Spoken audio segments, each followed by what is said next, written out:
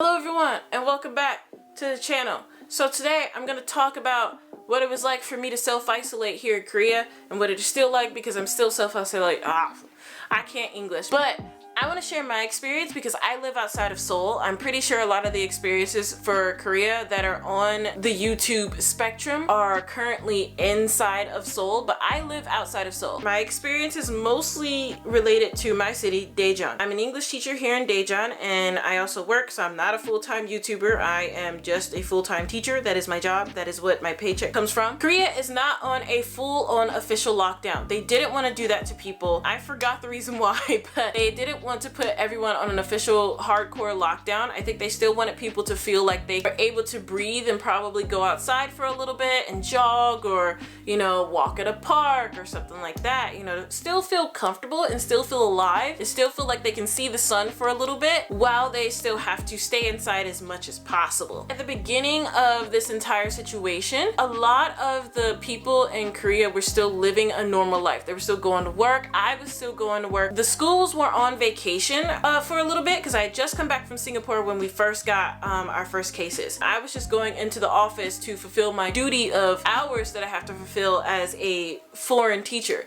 because foreign teachers for public schools, they have to desk warm. Desk warm means you just sit at the desk for a few hours, basically the entire work shift that you go into, and that's it. You lesson plan, whatever. You're just sitting at the desk because your contract states that you have to be at the school for a certain amount of times and you only get a certain amount of days for vacation. And so everybody was still going to work. Everybody was fine and dandy. My god brother came to visit Korea and I ended up showing him around and everything like that, and it wasn't as packed because people were learning very quickly that they needed to start isolating themselves, or at least not be in places that were super crowded. However, public transportation was still very much crowded. The subways, there were still a lot of people on the subways. It was still pretty packed, especially during rush hour. That didn't change much. I think it finally started to go down after that big spike of cases happened from Daegu. That's when people started to be more wary about being on public transportation, so people started to drive more. There was still some busyness even around that time. I think I went to Seoul on February 26th for the RuPaul's Drag Race, Work the World. I got a day off for that day. Me and my friend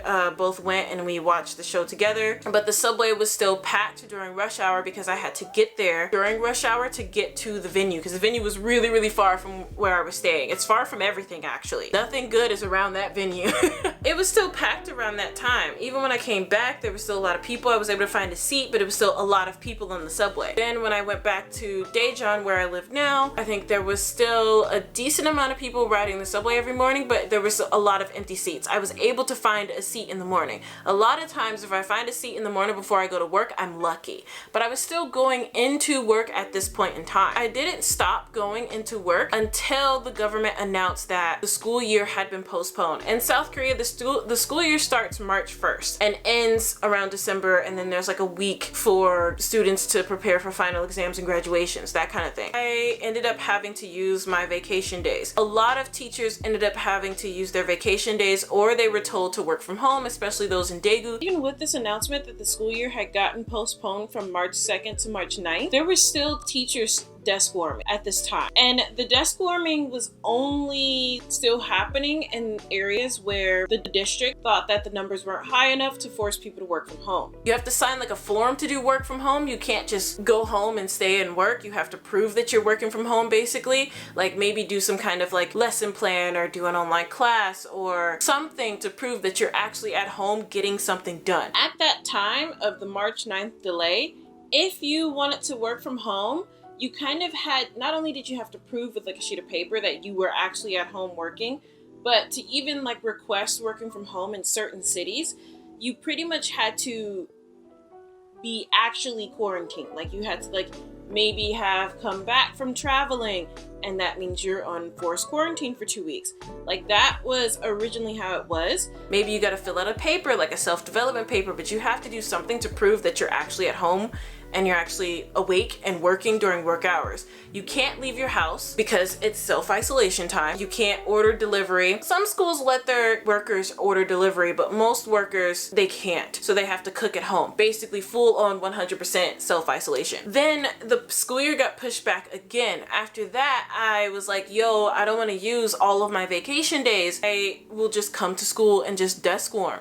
I'm the only one that's going to be in the office. Nobody else is going to be there. So basically I'm like self-isolating anyway. So I ended up going all the way to work, and then they were like, they saw me on the Friday and they were like, hey, how you doing? We're going to make you do work from home. So I ended up signing the work from home, and that's what I'm doing now. And the school year just keeps getting pushed back and pushed back and pushed back. Right now it's set for April 9th, but right now it looks like it might not go away, especially because even though the numbers have gone down rapidly, which is fantastic, I think what Korea wants is like maybe less than 30 or maybe less than 40, I don't know. A very small number of cases, easier to control, to pop up. They got below 100 on one day, and I think they just want to keep going lower, and then they'll feel more comfortable letting people go back to government jobs or busy work, or, you know, basically not working from home anymore, and letting the students go back to school and seeing their teachers. At one point during this entire thing, masks became a shortage because in South Korea, masks are a symbol of this person is sick or this person is trying to prevent from getting sick. So we have really, really trashy air pollution in Asia. Like when I tell you it's trashy air pollution, my God, last year I struggled because the air pollution was very bad last year. When you wear a mask in Asia, it's usually to prevent you from breathing in all the toxins, and it has a filter. It's like a KF95, KF94 kind of filtered thing with like a little thing like that, so you can breathe out of and not breathe in bad air. You're breathing in like more good air because it's filtered out. So masks are very common. They ended up coming up with a regulation to make sure that everyone was able to at least get a few masks. Got my 2 masks, 1, 2. Forgot to record the procedure when I walked in, but it happened so fast. It was just like I walked in and I was like, you got a mask? And they were like, yeah. And then I paid for it. I showed my ID card first though, because you have to show your ID card, and your birthday needs to match the day of the week that they have set up for the mask. So I did that, came out in less than a minute, boom, got the mask. So one day out of each week, at the end of your ID card from where your birthday is, you can go and get a couple of masks from any of the pharmacies listed on a map. Like they have a map that's color coded that tells you what pharmacies has masks and what, you know, how many masks they have. And it's really efficient, so you could just go and get them. And if you miss your day, you go on the weekend and you pick up masks on the weekend. Now people are getting tired of also being inside all the time. So I've noticed that Daejeon is starting to get more packed. I don't know about Seoul, I haven't been to Seoul, but I know that Daejeon is starting to get more packed again, and people are going outside more because it's spring fever. So they're like, I want to go outside, and boom, enjoy spring. But pollen season, you cough and you sneeze, people are gonna think you have the sickness, so you gotta be careful. But people are starting to get more comfortable, and now cases are popping up in Daejeon again when there was like no cases for about a week. Korea's just done a really good job in general though. I just feel really safe being here. If you guys want to share your experiences, leave a comment below and I'll go and like, you know, reply to everyone. And I will see you in the next video. Like, comment, subscribe. Bye.